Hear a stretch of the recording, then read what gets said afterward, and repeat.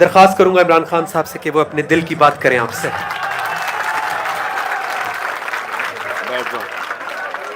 بیٹھ جاؤ. بسم اللہ الرحمن الرحیم. ایاک نعبد و ایاک نستعین. اچھا میرے کارکنوں، پہلے تو میں چیک کر لوں گا کدھر کدھر سے آپ سب آئے ہیں. لاہور ہمیشہ ادھر، اس کے بعد فیصل آباد، اس کے بعد کوٹدو. کمال ہے، کوٹدو سے بھی یہاں لوگ پہنچ گئے ہیں. اچھا، اور ممن سے ممن خیبر کی پچھلی لائن ہے، چپ کرو. دوسرا پچھلی خیبر ہے جی. خیبر اس کے پیچھے سوابی آئے گا. سوابی وہ گوجروں والا. کدھر؟ گوجروں والا. گجرا میاں والی. چلے شکر ہے میاں والی بھی پہنچ گیا یہاں. شکریہ. اچھا جی، اچھا آپ ٹائم کتنا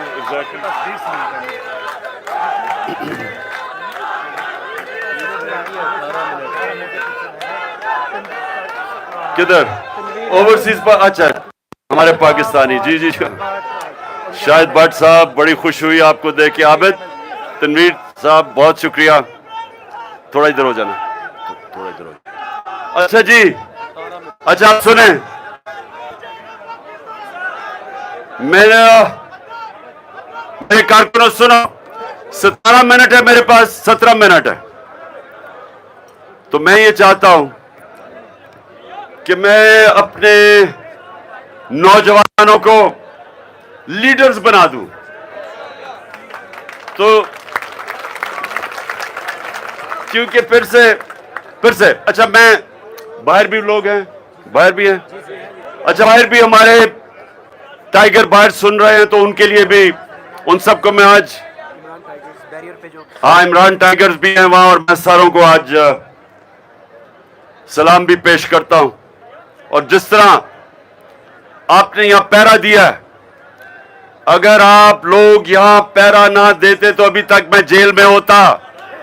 آپ کی وجہ سے ہے. میرے جو مخالف ہیں اس ملک کے نامور ڈاکو جرائم پیشہ لوگ ہیں، اور ان کے پیچھے ان کے ہینڈلرز ہیں، اور ان کو صرف ایک خوف، ان کی زندگی کا ایک خوف ہے کہ کہیں عمران خان الیکشن نہ جیت کے واپس آ جائے. اور اس کے لیے ہر قسم کی سازش چل رہی ہے. لیکن یاد رکھیں، قرآن میں اللہ کہتا ہے کہ ایک پلان انسان بناتا ہے اور دوسرا پلان، اور کامیاب ایک پلان ہوتا ہے صرف، اور وہ اللہ کا ہے. تو اس لیے اللہ ابھی تک ہمیں بچا کے یہاں لے آیا ہے. اور ماشاءاللہ آپ کی جو جماعت ہے پاکستان کی تاریخ میں پھر سے کہہ رہا ہوں، میری عمر تقریباً پاکستان سے 5 سال چھوٹی ہے. پاکستان کی تاریخ میں آج تک اس طرح کی جماعت جو چاروں صوبوں میں پہنچ گئی ہے، نیچے تک پہنچ گئی ہے، کسانوں میں پہنچ گئی ہے، مزدوروں میں، جو گھر گھر پہنچ گئی، اور جو سب سے گھروں کے اندر، خواتین کے اندر پہنچ گئی ہے، نوجوانوں میں ہے. ایسی کبھی پاکستان کی تاریخ میں جماعت نہیں آئی. اور جس کی وجہ سے یہ سب ڈرے ہوئے ہیں. تو میں نے رمضان میں میری کوشش ہے کہ جو میرے کارکن یہاں آتے ہیں میں ان کی تربیت کروں، اور میں ان کو مستقبل کے لیڈر بناؤں. تو آج میں آپ کو لیڈر کی کوالٹی بنانا چاہتا ہوں کہ لیڈر کیا ہوتا ہے، اس پہ کیا صلاحیت ہونی چاہیے. تو سب سے دنیا کی تاریخ کا عظیم لیڈر کون تھا؟ ہمارے نبی محمد مصطفیٰ صلی اللہ علیہ وسلم. دنیا کی جب بھی لیڈرشپ کے اوپر کتاب لکھتے ہیں کہ کس نے سب سے زیادہ، کس کے کارنامے سب سے زیادہ تھے، تو کسی انسان، کسی لیڈر کے وہ کارنامے نہیں تھے، چاہے آپ مسلمان ہو یا نہ ہو، جو میرے نبی صلی اللہ علیہ وسلم کے تھے. ایک کتاب لکھی گئی 100 گریٹسٹ مین، دنیا کے 100 عظیم انسان، اس میں نمبر 1 ہمارے نبی تھے. انگریز نے لکھی تھی، کیونکہ جو صلاحیتیں ان میں تھی کسی اور دنیا کے لیڈر میں نہیں تھی. تو اب میں آپ کو بتانا چاہتا ہوں وہ صلاحیتیں کیا تھی. سب سے پہلے لیڈر کے کیریکٹر ہونا چاہیے. اگر لیڈر کا کیریکٹر نہیں ہے وہ لیڈر نہیں بن سکتا. ڈنڈے مار کے وہ لوگوں کو عزت نہیں کروا سکتا. اپنی عزت آتی ہے اس کے کیریکٹر سے، اور وہ کیریکٹر 2 چیزوں کے اوپر بیس ہوتا ہے، صادق اور امین. نبوت سے پہلے میرے نبی کو سب صادق اور امین کہتے تھے، اور ہر مسئلہ جب لوگ حل کرنا چاہتے تھے تو ان کے پاس جاتے تھے، کیونکہ ان کو پتا تھا وہ سچے بھی ہیں اور امانت دار بھی ہیں. یہ 2 کوالٹیز سب کے، اگر آپ اپنی عزت کروانا چاہتے ہیں، یہ 2 چیزیں اپنے اندر ڈال لیں. آسان نہیں ہے، سچ بولنا آسان نہیں ہے. ظالم کے سامنے سچ بولنا آسان نہیں ہے. سچ آپ کو طاقت دیتا ہے، کیونکہ اللہ الحق ہے، اللہ ہے. جب آپ سچ بولتے ہیں وہ آپ کے ساتھ آ کے کھڑا ہو جاتا ہے. اور سچے آدمی کہیں دنیا کے معاشرے میں چلے جائیں، کیونکہ وہ رب العالمین ہے اور ہمارے نبی رحمت للعالمین ہے، سب انسانوں کے لیے رحمت بن کے آئے تھے. تو جو ان کے راستے پہ چلے گا، اور پہلے تو وہ سچا، جب وہ سچ بولے گا، جہاں بھی دنیا میں چلے جائے آپ کی عزت ہوگی. ایک بوڑھا قریش آیا نبی صلی اللہ علیہ وسلم کے پاس اور کہا کہ اے نبی، میں عمر کے اس حصے میں ہوں کہ میرا سارا قبیلہ مسلمان ہو گیا ہے، تو میں صرف اس لیے مسلمان ہو رہا ہوں کہ میرا سارا قبیلہ مسلمان ہو گیا. لیکن نبی مجھے ایک چیز بتا، کیونکہ میں اپنی عادتیں نہیں بدل سکتا، مجھے ایک چیز بتا کہ میں وہ کروں اور میں مسلمان ہو جاؤں. تو نبی صلی اللہ علیہ وسلم نے کہا سچ بولو. ایک چیز مسلمان ہونے کے لیے تو سچ بولا کرو. سچ کی اتنی بڑی طاقت ہے، جھوٹے آدمی کی کوئی عزت نہیں ہے. جب کوئی انسان کہتا ہے کہ میری لندن تو چھوڑو، پاکستان بھی کوئی پراپرٹی نہیں ہے، اور 2 سال کے بعد اربوں روپے کی پراپرٹیز لندن میں نکلاتی ہیں، تو عزت نہیں لوگ کرتے، عزت نہیں کرتے. ہاں وہ خیر وہ تو اور چیزیں نکلتی آ رہی ہیں. لیکن سنیں، ہم ادھر نہیں جا رہے. میں جو آپ کو کہہ رہا ہوں کہ پہلے تو سچ کی طاقت پہچانیں. سچ، ایک غیرت مند آدمی کیوں سچ بولتا ہے؟ اگر اس کا جھوٹ پکڑا جائے تو وہ ذلیل ہو جاتا ہے.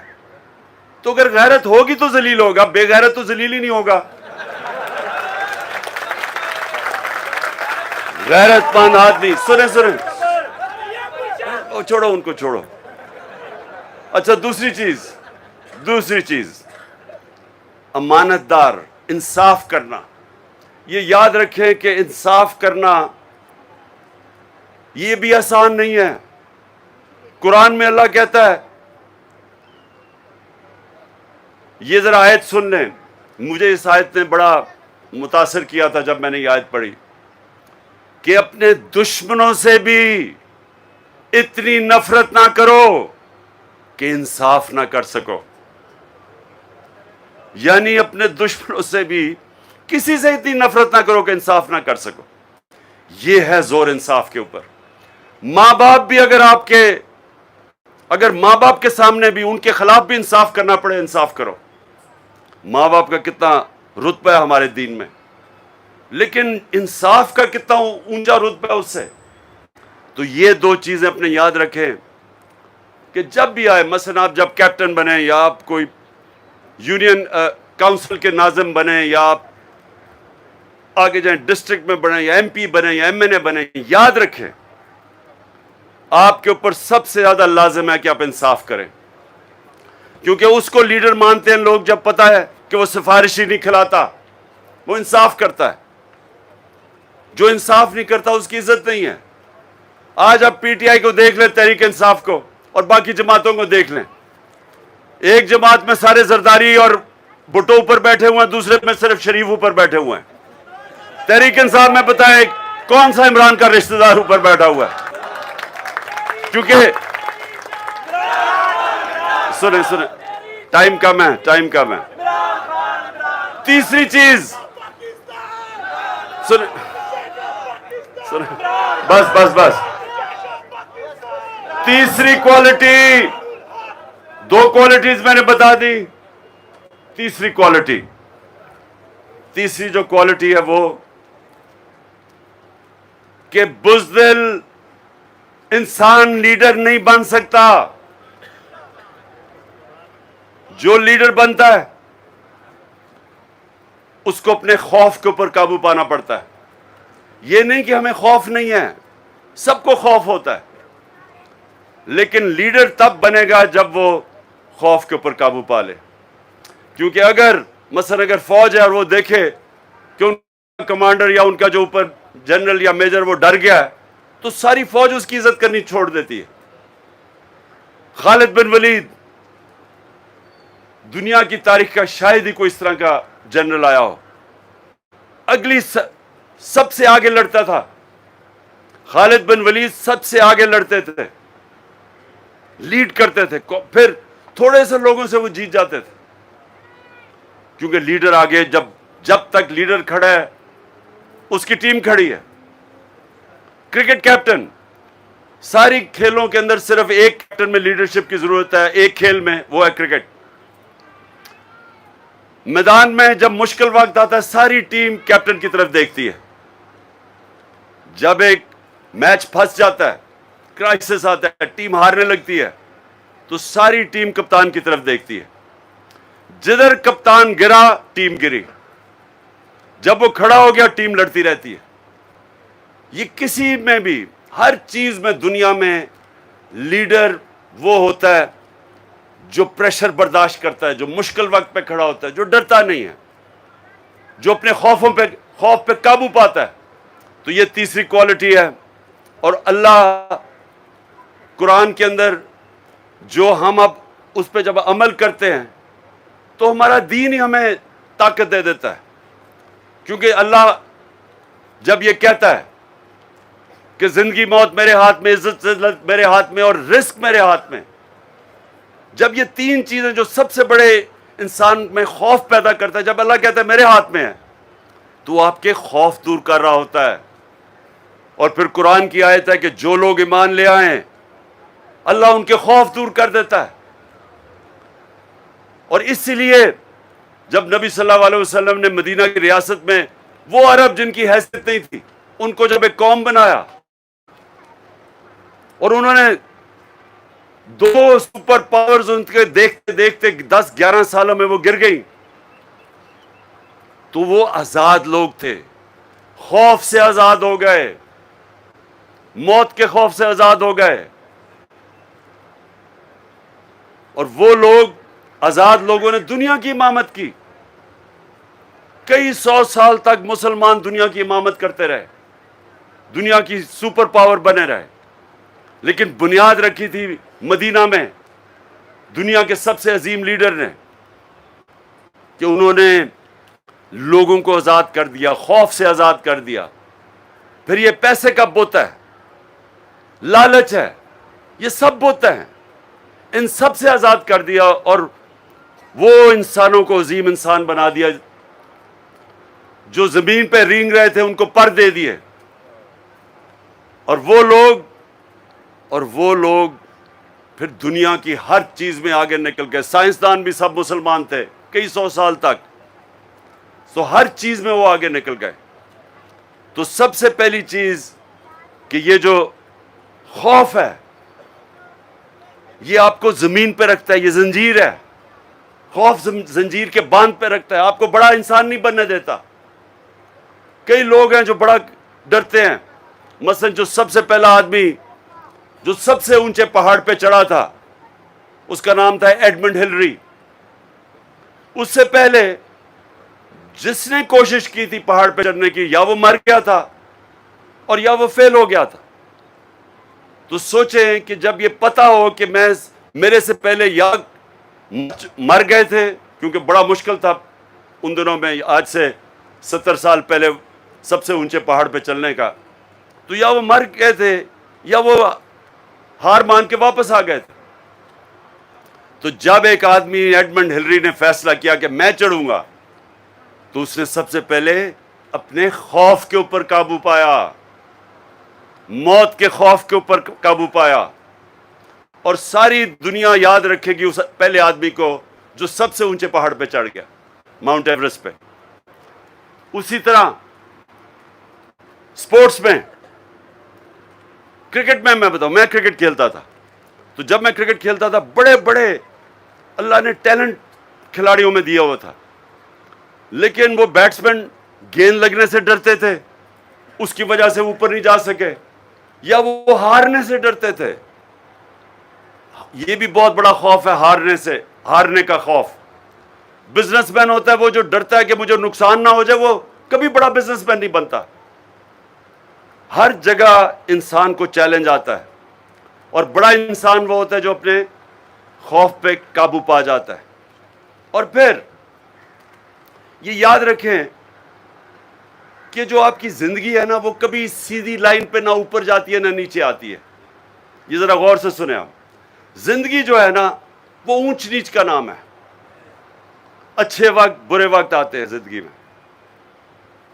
یہ کوئی بھی آج مثلا میں اگر کرکٹ میں بڑا نام تھا, تو بڑے بڑے مشکل وقت آئے, ہارا, یعنی بڑے بڑے میچز بھی ہارے, پھینٹے پڑے. یعنی یہ نہیں کہ میں ایک دن میں اوپر چلا گیا. ایک ہوتا کیا کہ آپ ایک جگہ پہنچتے ہیں, آپ ہارتے ہیں, آپ نیچے آ جاتے ہیں. جب آپ نیچے آتے ہیں, اللہ پھر آپ کو امتحان میں ڈال دیتا ہے. واپس اوپر وہ آدمی آتا ہے جس کو ہار ہرا نہیں سکتی, وہ ہار نہیں مان جاتا, وہ پھر سے کھڑا ہوتا ہے.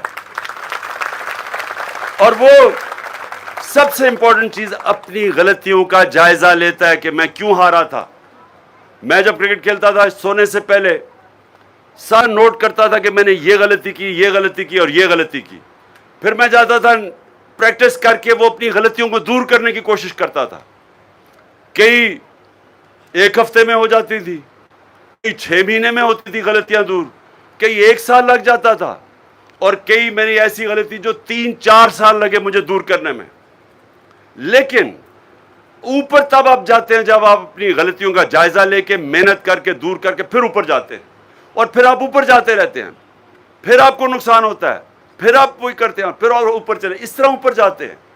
کوئی یہ ہم جب بچپن میں جب 12-13 سال کا تھا, تو میں یہ سوچتا تھا کہ میں میچ دیکھنے گیا ہوں, ٹیسٹ میچ.